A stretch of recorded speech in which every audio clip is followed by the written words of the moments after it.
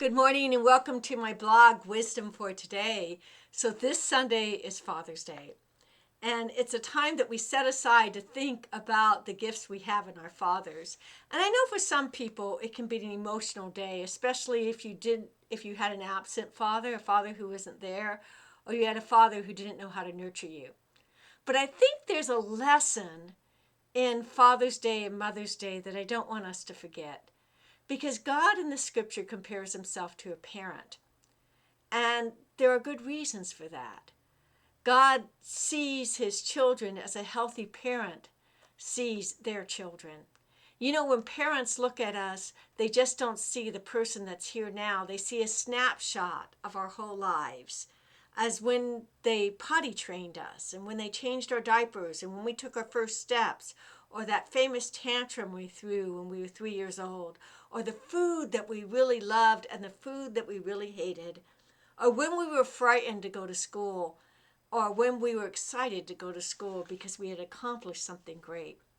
There's a Bible verse that reminds me of this knowingness of God as a parent.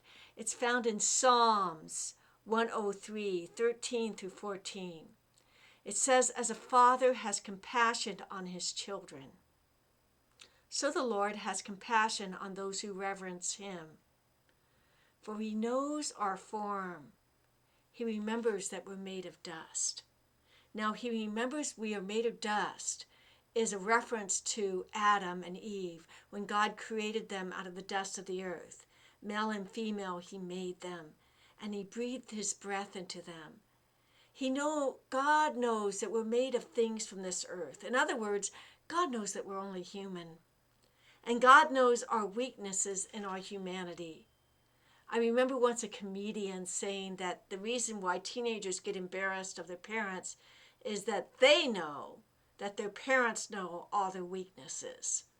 And they're embarrassed by their weaknesses because we're trying to look so tough and so cool when we're in junior high school. So what does it mean that God knows that we're made of dust? I just came up with a few reasons or a few illustrations that God knows we're made of dust.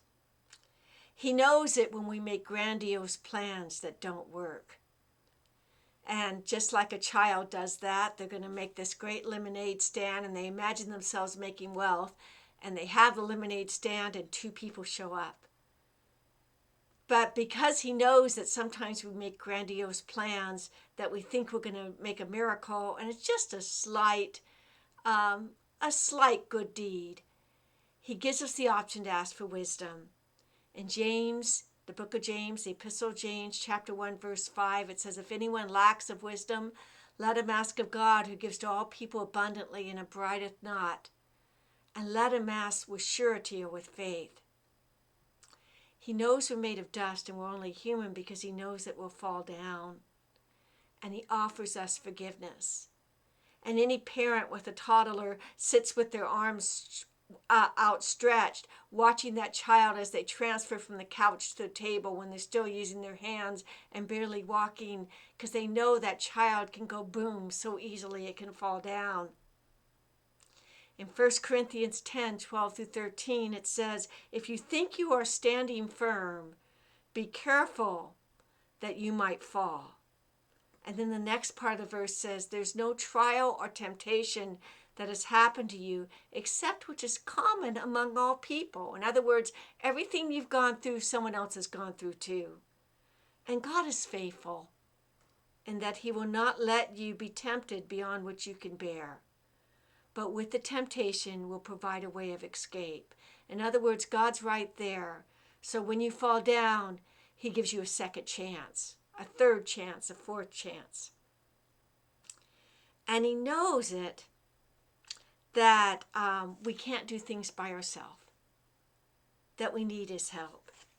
In Matthew 11, 28 through 30, Jesus, with outstretched arms, says to the crowd, "Come unto me, all you who are heavy laden and weary, and I will give you rest. Take my yoke upon you and learn of me, and you shall find rest in your souls." Our God is a healthy parent. And as a healthy parent, he knows his kids.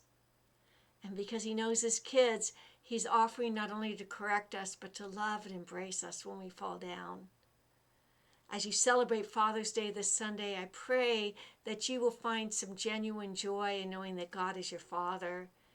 And even if you haven't been given a good earthly father, I pray that you'll find some joy in the male images in your life who have been kind to you. And for those of you who have been blessed with a good father, I pray that you will show much appreciation. A hearty handshake and a hug, saying thank you, Dad, for being there. I look forward to seeing you in church this Sunday. God's blessings and have a good day.